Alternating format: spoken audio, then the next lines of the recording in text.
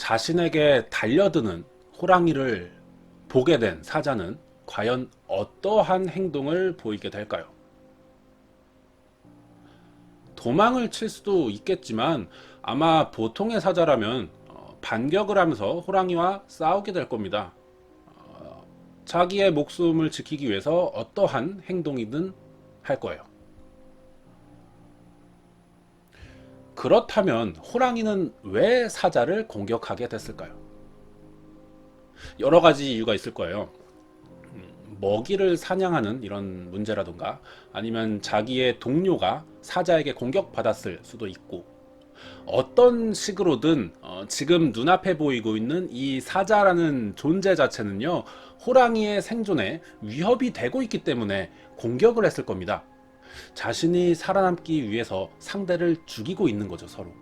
약육강식의 야생동물들에게서, 더군다나 이러한 맹수들 간의 사이에서는 자신이 살기 위해서 상대를 죽이는 일은 매우 자연스러운 자연의 순리, 법칙이 되겠지만, 이것이 인간들 사이에서 일어나게 된다면 이유를 불문하고 그때는 살인이 됩니다. 상대가 먼저 잘못을 했더라도 살인죄를 받게 된다는 거죠. 자, 일요일 범죄사건 시작하도록 하겠습니다. 이곳은 강원도의 춘성군, 현재는 춘천시로 지명이 바뀌었죠. 당시에는 춘성군이었습니다. 이 춘천시 안에는요, 사북면이라고 하는 지역이 있는데, 이 춘천의 대부분은 현대화가 지금 되었지만 이 사북면에 사는 대부분의 사람들은요, 현재도 농사를 지으면서 살고 있고, 아직은 조금 더 시골에 가까운 모습으로요, 도심가와는 조금 떨어진 외곽에 위치한 지역입니다. 이 사북면에는요, 춘천호라고 하는 큰 호수가 하나 있습니다.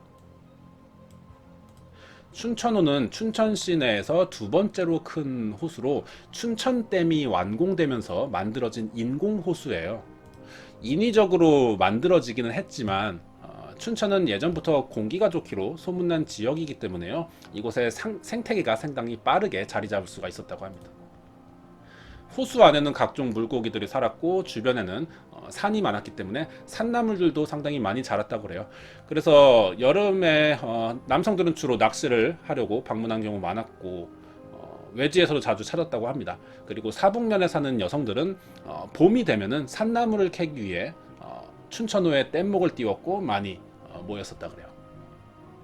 이 사진처럼 그렇게 봄이 되면은 나무를 캐며 춘천호에서 뗏목을 타던 도중에 한 여성이 저 멀리 물속에서 뭔가 가라앉아 있는 것을 발견하게 됩니다. 처음에는 거리가 멀었어요. 그래서 이 물체가 뭔지를 잘 알아볼 수가 없었다고 합니다. 자, 여성들은 이 물체가 뭔지 알아보기 위해 뗏목을 저어서 물체 근처까지 도착을 했는데요, 그 순간 비명을 지르면서 주저앉게 됐어요. 호수 속에는 사람의 시체가 나체 상태로 물속에 서 있는 거였습니다.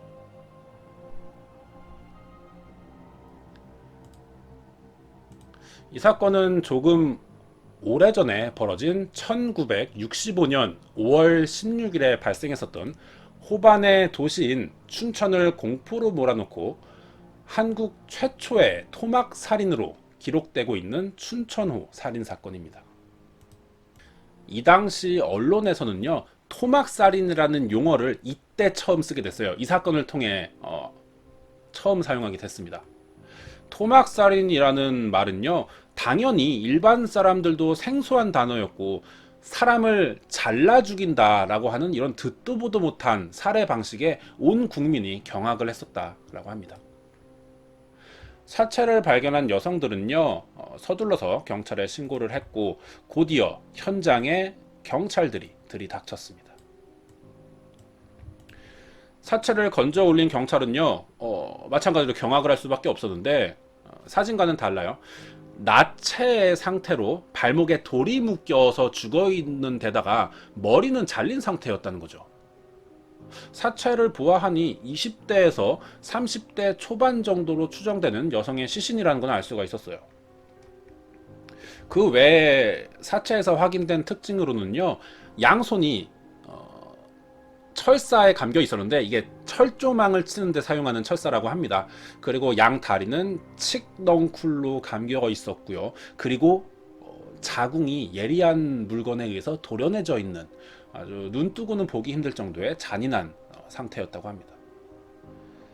경찰은 사체를 수습한 후 이어서 춘천경찰서에 수사본부를 설치했고요. 수사에 나섰습니다. 가장 시급한 문제는 이 사체가 누구인가, 이 사람이 누구인가 신원을 확인하는 일이죠. 사망자의 사체를 확인하는 방법은요, 순서대로 당시에 사망자가 소지하고 있던 신분증을 확인하는 게 가장 먼저입니다. 그 다음에 지문과 얼굴, DNA 순서겠죠. 하지만 이 여성은 나체 상태였죠. 그렇기 때문에 신분증이 없고요. 머리도 잘려서 얼굴을 알아볼 수 있는 방법이 없던 거죠. 당시에는 DNA 분석 기술도 없었기 때문에 남은 것이라고는 이 피해자의, 사망자의 지문을 통해서만 신원을 확인할 수가 있었어요. 그런데 문제가 물에 빠져 죽은 사람이잖아요. 물속에 오랫동안 있었기 때문에 사체가 이미 부패 진행이 됐어서 지문을 채취할 수도 없는 상황이었습니다. 사망한 시기를 볼 때요, 경찰은 부패된 정도로만 판단을 했는데 아마 한 달 전쯤에 죽어서 이 강물 속에 들어있지 않았나 라고 하는 막연한 추측밖에는 할 수가 없었습니다. 수사가 이렇게 미진해졌어요. 일단 이 사망자의 신원은 알 수가 없으니 그럼 수사는 다음으로 넘어가야 하는데, 다음은 현장 조사가 있죠. 현장을 수색하던 경찰은요, 사체가 발견된 지 3일 만에 피해자의 것으로 추정되는 속옷과 스웨터, 그리고 흰색 머플러 등을 찾아냈습니다. 그리고 사체에서 도려내진 그 살점까지도 발견을 합니다. 하지만 신분증은 없었다고 해요. 피해자의 것으로 추정되는 단서들이 발견이 됐죠. 특히나 신체의 일부가 발견됐다, 이런 것으로 봐서는 사체가 발견된 곳이 곧 살해 장소라고 볼 수가 있습니다.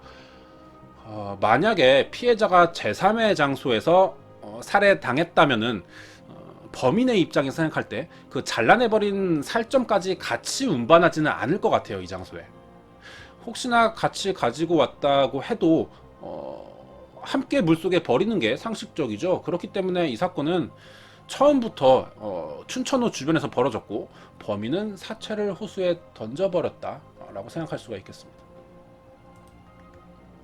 춘천호가 현장이라면 아직 다른 단서도 주변에 남아있을 가능성이 있고 잘린 머리도 근처에 있을 거예요. 그러면 사망자의 신원은 확인할 수가 있겠죠. 그런데 현장 조사에서 머리가 전혀 발견되지가 않는 겁니다. 그럼 남은 가능성은 단 한 가지예요. 잘려진 머리는 아마도 지금 호수 안에 있을 가능성이 매우 높습니다. 수사팀은 잠수부를 통해서 물속을 수색을 했고요. 시체 발견된 지 4일 만에 머리까지 찾는 데 성공합니다. 그런데 이 머리의 상태도 온전하지가 않았어요. 코와 귀가 예리한 흉기에 의해서 도려내져 있었던 거죠. 그리고 물속에 너무 오랫동안 있었기 때문에 머리의 부패도 심각했어요. 그래서 신원을 파악하는 도움이 되지 않았습니다. 결국 수사팀이 현장 주변에서 발견한 피해자의 물품 이외에는 신원을 밝혀낼 수 있을 만한 단서가 아직도 존재하지가 않는 거예요. 그렇게 조사가 전혀 진행되지 않던 상황에서 수사팀을 방문한 사람이 있었습니다. 춘천호에서 사체가 발견됐다라는 소식을 듣고는 가출한 동생을 찾고 있던 언니가 수사팀을 찾아온 거죠. 언니의 말은 동생이 가출을 하고 있는 상태인데 소식을 알 방법이 없어서 고민을 하다가 혹시나 싶어서 수사팀을 찾아왔다라는 말을 했습니다. 자, 그래서 시신을 봤는데 사체의 부패가 심각하니 알아볼 수가 없었던 거죠. 그러자 수사팀은 현장에서 발견된 유품을 보여주자 언니는 이 노란색 스웨터를 보고 자신이 동생에게 빌려준 옷이었다 라는 증언을 합니다. 이어서 동생의 신체적 특징이 있었어요. 왼쪽 손목에 문신이 있었고 왼쪽 뺨에는 검은 반점이 있다 라는 말을 했는데요. 이것을 듣고 사체를 조사를 해보니 이것과도 일치합니다. 사체의 신원이 드디어 밝혀지는 순간이었어요. 밝혀진 사망자는 당시 강원도 춘성군에서 살고 있던 32살 이정미 씨였습니다. 사체의 신원이 겨우 밝혀지자 사건 수사의 실마리가 드디어 생기게 됐습니다. 수사팀은 우선 사망한 이 씨의 주변 인물들을 상대로 탐문 수사에 들어갔어요. 가족의 말로는 이 씨가 한번 이혼한 적이 있다 라는 말을 해줬습니다. 그러자 수사팀은 이것을 보고 용의자를 전남편이지 않을까 하는 생각에 전남편인 김 씨를 보고 조사에 들어갑니다.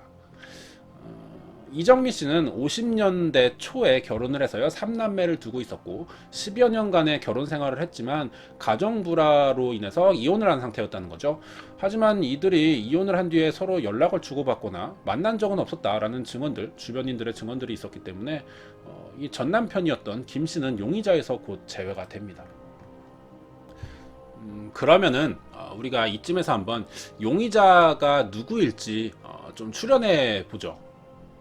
경찰은 사실 사망한 지가 한 달 정도 돼 보인다는 추정을 했지만요 잘못됐다는 생각이 들어요. 사망자의 의류품으로 발견된 것이 스웨터와 머플러였단 말이에요. 옷차림을 봤을 때 겨울에 죽었을 겁니다. 발견된 날이 5월이었으니까요 계절상 2월달 이전에 살해를 당했을 것이고 3월 전이 될 겁니다. 저 늦어도 사망한 지는 적어도 3개월 이상은 될 거라는 생각이 들어요. 사체의 상태로는요 발견 당시에 이제 양팔이 철사에 감겨 있었고 다리가 칡넝쿨로 감겨 있었다라고 했는데 저는 이 철사가 굉장히 중요할 것 같습니다. 일반 철사가 아니라 그 철조망에 쓰이는 그 가시가 돋쳐 있는 이러한 형태의 철사라는 거죠. 이것을 칡넝쿨과 조합을 해볼 때요 산 속에서 칡넝쿨은 이제 산에서 자라니까 산 속에서 철조망을 이용해 사람을 묶어야겠다 라는 식의 발상이 가능한 사람 군인이 떠오르거든요. 춘천시의 외곽지역 대부분은요 군사지역이기도 합니다. 군부대가 상당히 많아요. 거기에 이 춘천호의 근처에는 산이 많고 이 산들은 군부대의 훈련 장소로도 많이 쓰이거든요. 이거는 제가 춘천에 지금 살고 있기 때문에 조사하지 않아도 알 수 있는 부분이었어요. 그러면은 군인의 소행이다 이러한 접근이 얼마든지 가능하겠죠. 가설이지만 피해자는 산속에서 군인을 만난 뒤 살인을 당했고 범인은 소지하던 철조망과 주변의 칡넝쿨을 이용해서 몸을 묶었다 이런 생각이 들지만 그렇다면 군인이 무단 이탈을 해서 살인을 했다는 건데 이런 일을 사실 벌이기는 힘들어 보다고 생각이 들거든요. 탈영병이라면 가능은 하겠지만 오히려 탈영병이면 근데 용의자의 신원이 더 확실해지기 때문에 사건이 더 쉽게 해결될 수가 있겠죠. 현역 군인은 아니라는 생각이 듭니다. 그러면은 군인일 것이라는 가정을 조금 더 하고 그럴 때 춘천이라는 지역이 강원도 내에는 그나마 휴전선과는 가까운 지역 중에 하나거든요. 이런 점을 볼 때 어떤 그 당시를 생각해 보자면 1965년 무장공비도 떠오르기는 하거든요.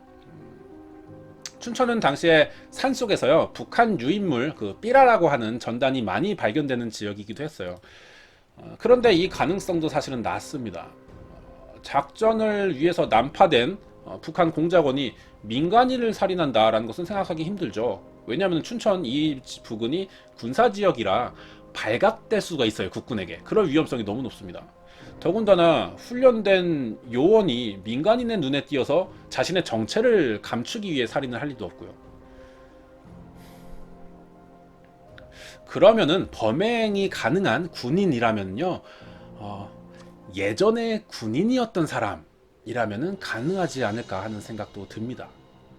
군복무를 했다가 전역을 했고 현재 춘천에서 살고 있는 사람 살인을 작정한 상태라면 철조망을 처음부터 소지하고 있을 가능성도 상당히 높다라는 생각이 들어요. 근데 여기서 문제는 이 상태로 수사를 하게 된다면은 군인이었던 사람만으로는 범위가 너무 넓어요. 아마 춘천의 모든 군필자들을 전부 조사해 봐야 될 거예요. 그러니까 범위를 조금만 좁혀 놓을게요. 역시 철조망이 가장 큰 단서라고 보이는데요.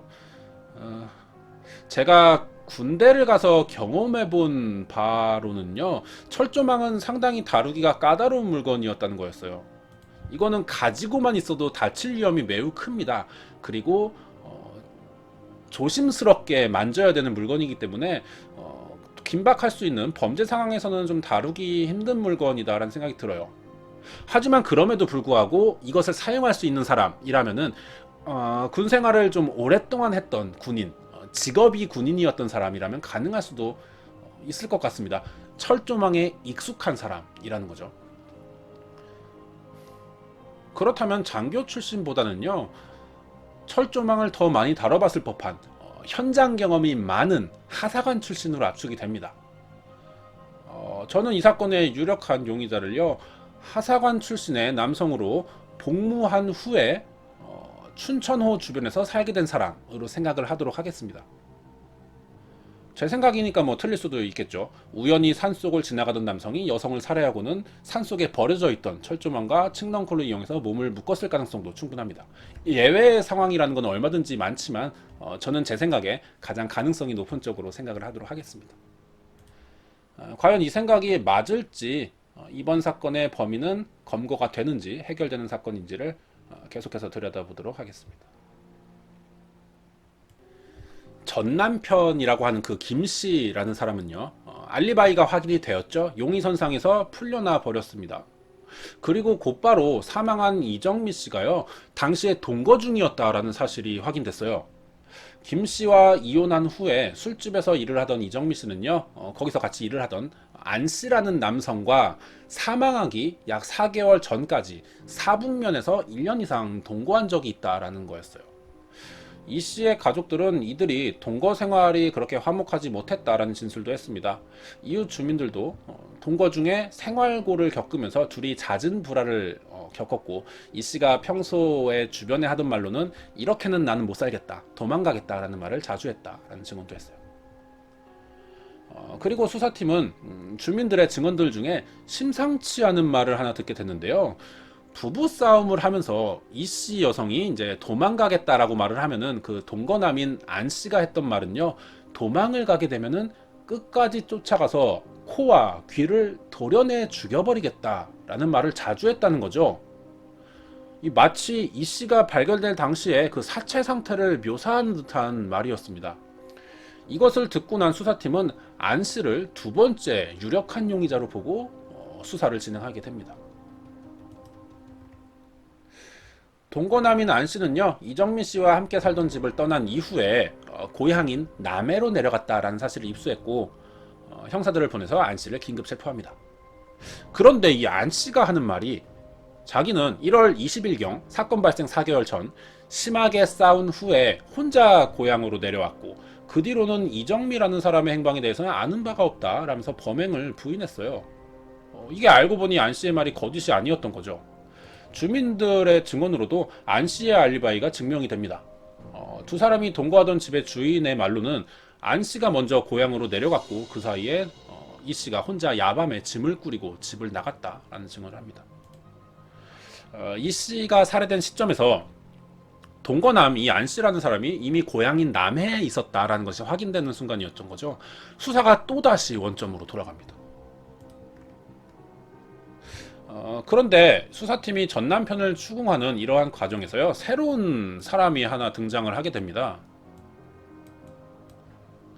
이 남성은요, 이 씨가 사라지던 날 밤에 짐을 꾸려서 집을 나갔을 때 이 씨의 짐 나르는 것을 도와줬던 남성이에요. 이 남자가 하는 말은 이 씨가 나오던 날 옷을 담은 상자 하나를 어떠한 다른 남성의 집으로 날라줬다라는 증언을 합니다. 그 짐을 옮겨줬다라고 하는 위치가 어디냐라고 묻자, 사북면에서 차로 80분 정도 떨어진 지역인 춘성군 서면이라는 곳에 45살 임동익이라는 남자가 운영을 하던 술집이었다는 거죠. 거기에 상자를 날라줬다는 거예요. 이렇게 춘천호 살인사건의 세 번째 용의자가 나타나게 됩니다. 임 씨는 재혼한 부인과 술집을 운영하는 임 씨, 14살 된 의붓딸을 두고 있는 가장이에요. 한국 전쟁 때 수색중대 소속이었고 선임하사를 지낸 뒤에 제대를 했어요. 그리고는 목수와 뱃사공 등의 일을 하다가 60년대 중반이 들어서 춘천호가 만들어질 때쯤 춘성군에 정착한 사람이었습니다. 전직 하사관이 맞았네요. 범인이 거의 확정되는 순간인 것 같아요. 하지만 경찰이 무턱대고 찾아가서 검거를 하게 되면요, 오히려 범인이 빠져나갈 수가 있습니다. 심증을 통해서 살인을 할 만한 사람이라는 생각이 들면요, 거기에 맞는 범인이 발뺌할 수 없는 확실한 증거를 들이밀어야겠죠. 수사팀은 임 씨의 주변 인물들부터 접근을 했어요. 거기서 의심스러운 증언들을 듣게 됩니다. 평소에도 포악한 성격이었고 임 씨가 두려워하는 사람들이 많았다는 거죠. 그리고 임 씨는 평소부터 사망한 이정미 씨와 평소에 아는 사이였고 같은 마을에 살다가 이사를 갔다라는 점도 확인됩니다. 게다가 짐을 날라준 남성의 말대로라면은 이 씨는 술집을 운영하는 이 임 씨 남성의 집에 간 후에 행적이 묘연해졌다는 거죠. 심증과 정황들이 생기자 수사팀은 임 씨를 용의자로 판단했고 체포한 뒤에 추궁합니다. 임 씨는 한동안 묵비권을 행사했어요. 그래서 취조에 응해주지는 않았지만 경찰의 끈질긴 추궁에 결국 4개월 전에 이 씨를 살해했다라고 하는 범행 일체를 자백하게 됩니다. 이날이 1965년 5월 27일 이 씨가 사체로 발견된 지 열흘 만의 일이었습니다. 범인인 임동익의 자백에 따라 드러난 사건의 전말은 이러했습니다. 임동익이 장사하는 술집으로 피해자 이정미 씨가 찾아간 것은요, 1965년 1월 26일이었습니다. 밤이었던 거죠. 평소에 알고 지내던 이 씨가 짐을 싸들고 임동익의 술집에 찾아와서 하룻밤만 재워달라라고 했던 겁니다. 마침 임동익의 부인이 집에 없었다 그래요. 그렇게 이 씨를 들어오게 한 뒤에 함께 술을 마시기 시작합니다. 새벽까지 술을 마셨던 두 사람은요, 술에 취해서 한 방에서 같이 잠을 자게 됐는데 문제가 그 이후에 발생하게 된 거죠. 자다가 도중에 깬 임동익은 이 씨를 보고 나서 순간적으로 성폭행 시도를 했던 겁니다. 이 씨는 잠에서 깨서 심하게 반항을 했고요. 임동익을 막기 위해서 부엌으로 뛰어가 식칼을 집어들어 임동익에게 겨눴습니다. 자, 그러자 당황한 임동익이 이 씨를 제압한 뒤에 신고만은 하지 말아달라라며 부탁을 했지만 이대로 여기서 잠을 잘 수 없다라는 이 씨의 말에 임동익은 내가 그렇게 못 믿어오면 잠을 잘 수 있는 다른 곳을 가르쳐 주겠다라고 하면서 이 씨를 데리고 바깥으로 나와 버렸습니다. 하지만 임동익이 이 씨를 데리고 향한 곳은요, 집에서 600m 정도 가량 떨어진 얼어붙은 춘천호였어요. 이상한 낌새를 눈치챈 이 씨는 겁이 나서 아까 칼을 들이댄 것은 잘못한 것 같다라고 늦게 사과를 했지만 임동익은 이미 이 여자를 죽여야지 후환이 생기지 않는다라는 생각에 살해할 계획을 세우고 밖으로 나왔던 상태였던 겁니다. 임동익은 숨겨온 낫을 꺼내서 그대로 이 씨를 살해해버립니다. 범행 후 증거를 숨기기 위해서 이 씨의 옷을 모두 벗겼고 낫으로 목을 자른 뒤에 코와 귀, 자궁까지 도려내는 잔혹한 행동을 보였어요. 이 부분이 우연치고는 너무 전 남편이 했던 말과 비슷하죠. 코와 귀를 잘라냈다는 것. 아마 같이 술을 먹을 당시에 이 씨가 전 남편에게 했던 말들을 임동익에게 이제 해줬던 거고 그 이야기를 들은 임동익은 그대로 따라했던 겁니다. 그래야 전 남편에게 이 살인을 뒤집어 씌울 가능성도 있다라고 생각했던 것 같아요. 살해 후에 사체 처리를 해야 했던 임동익은요, 주변에서 주워온 칡넝쿨과 새끼줄, 철사 등으로 손발을 묶었습니다. 얼었던 춘천호에 얼음을 깨서 구멍을 파고 얼음을 깨서 물속에 이 씨의 몸과 잘린 머리, 옷가지들을 집어넣고 집으로 돌아왔어요. 그리고 4개월이 지납니다. 봄이 오면서 얼음이 녹자 겨울 내내 얼음 밑에 갇혀있던 이 씨가 사체가 춘천호 위로 떠오르게 되었고요. 나물 캐는 사람들에 의해서 발견이 되었던 겁니다. 사건의 전말은 여기까지예요. 임동익 검거 후에 수사팀이 진술을 받는 과정에서 놀랐던 것은요, 이러한 잔혹한 범죄를 저지르고도 아주 태연하게 평소와 같은 생활을 해왔다는 점에서였어요. 임동익은 범행 후 2개월여 동안 같은 곳에서 살며 계속해서 술집을 운영했었고요. 아무렇지도 않게 살았었다고 합니다. 하지만 겨울이 지나기 시작하자 겁이 났던 거죠. 춘천호가 녹으면 시체가 떠오를 것이 걱정이 됐던 겁니다. 그래서 3월쯤에 춘성군 서면에 있는 집을 팔고는 마을 사람들에게 서울로 올라간다라는 말을 남기고 떠난 것으로 알려져 있었지만, 실제로는 체포되기 전까지 춘천호가 있는 춘성군 사북면에 지인의 방을 빌려서 간간히 목수 생활을 하며 생계를 유지했던 거예요. 자기의 집을 버리고 오히려 춘천호 근처에서 살고 있었다는 거죠. 아마 임동익은 얼음이 녹고 시체가 보이게 된다면 자신이 먼저 그 시체를 인멸하려고 그 주변에서 살고 있었던 것으로 생각이 듭니다. 범행 진술이 끝나고요. 경찰은 이 흉기들이 어디에 있는지를 묻자 임동익은 범행에 사용했던 낫이 아궁이에 집어넣어서 태워버렸고, 쇠망치는 다음날 시장에 팔았다라고 하는 등 흉기의 행방을 묻는 수사팀은 혼란스럽게 했지만 재조사 결과 거짓말이었습니다. 낫은 이웃집 헛간에서 발견됐고요. 이 씨의 옷을 담았던 상자는 강원도 화천에서 발견이 됩니다. 물에 떠내려갔던 것 같아요. 당시 수사 기록 중에는 현장 검증에서 보인 임동익의 태도에 범행에 대한 어떠한 뉘우침도 보이지 않았었다고 합니다. 현재 심경이 어떠냐는 질문을 한 적이 있었는데요. 임동익은 이렇게 대답을 했었다 그래요. 달려드는 호랑이를 사자가 물어치운 것뿐이다.